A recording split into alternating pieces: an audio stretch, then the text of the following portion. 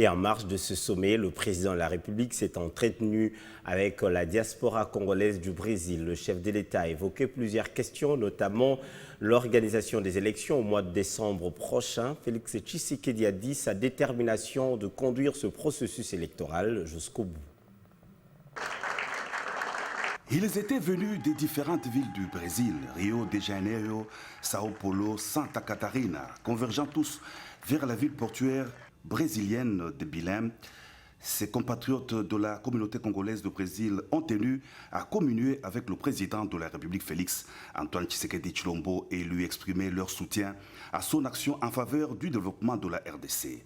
Le chef de l'État les a remerciés d'être venus de très loin pour le rencontrer, preuve de la solidarité et de l'amour qu'ils ont voulu lui exprimer, non seulement à lui, mais aussi à tous les compatriotes restés au pays, leur a dit le président de la République. Dans sa communication, le chef de l'État leur a transmis de mauvaises et bonnes nouvelles du pays. Parmi ces dernières, le pari gagné dans l'organisation des 9e Jeux de la francophonie à Kinshasa. Relevant les défis en dépit du sabotage et des hostilités de certains, la RDC a présenté au monde une bonne image, prouvant qu'elle est capable du meilleur et qu'elle ira de meilleur en meilleur, a renchéri le président de la République. Et notre pari gagné, a dit le chef de l'État, ce fut la réussite de l'accueil du pape François. Et bientôt le pays ira aux élections présidentielles, législatives, nationales et provinciales, sénatoriales et même locales, a souligné le président de la République. La bonne nouvelle, c'est aussi l'engagement du pays dans la réalisation du projet de développement de la RDC à la base grâce au programme de 145 territoires. Hélas, la mauvaise nouvelle, a indiqué le président de la République, c'est l'agression barbare du Rwanda sous couvert du M23 dans la partie est du territoire national.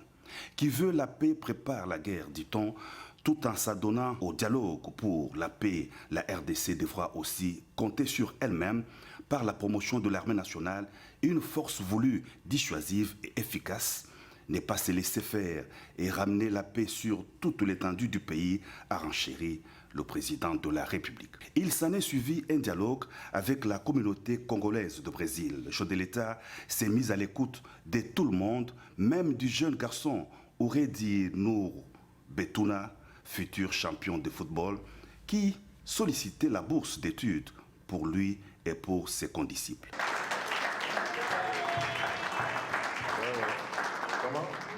Il a une médaille, oui, mais j'ai l'impression que c'est un petit champion, celui-là. Hein?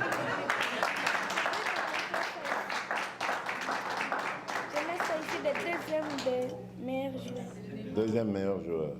Oh, il est formidable. Eh ben, c'est que tu es fort, toi. Hein? Tu bats les Brésiliens, parce que les Brésiliens, c'est des grands champions. Hein? Ben, déjà, toi, je te promets que je vais te suivre, moi, personnellement. Salve d'applaudissements, photos des familles. Comme à l'accoutumée, c'est dans une ambiance conviviale que s'est clôturée la rencontre du chef de l'État avec la diaspora congolaise de Brésil. Dans la délégation du président de la République, quelques officiels, Madame la ministre d'État en charge de l'environnement et le développement durable, Eve Bazaïba, et le directeur de cabinet adjoint du chef de l'État ont participé à cette rencontre.